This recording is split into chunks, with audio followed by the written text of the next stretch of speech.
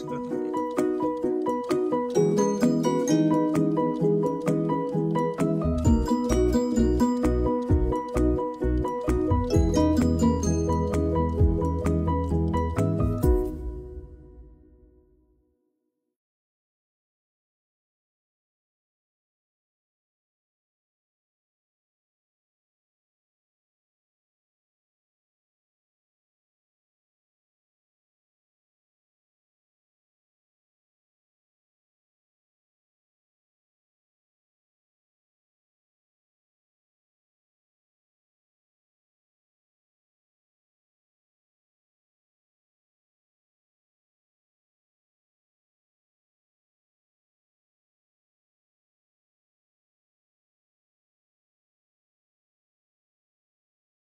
देवतेचं मंदिर.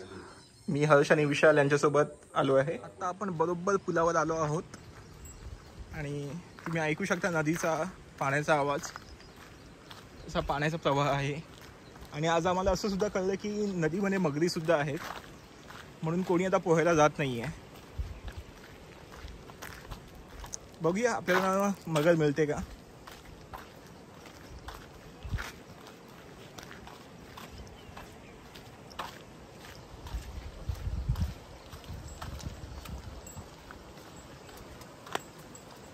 खूप naturally climate आपल्याला बघता येईल.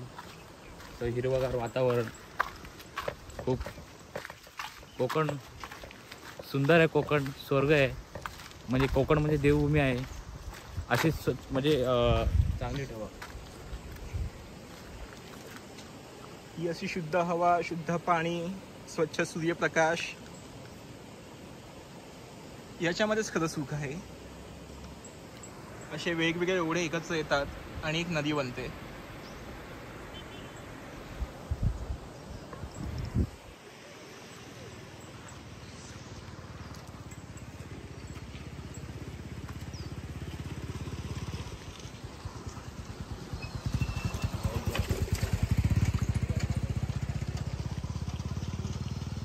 बघा, जसं आपण एक विचार केला असं एक गाव, त्याच्या व्याख्येमध्ये अतिशय चपखलपणे बसणारी जागा, नदी, डोंगर, हिरवळ, शेती, ग्रामदैवत यांचा एक सुरेख मिलाफ.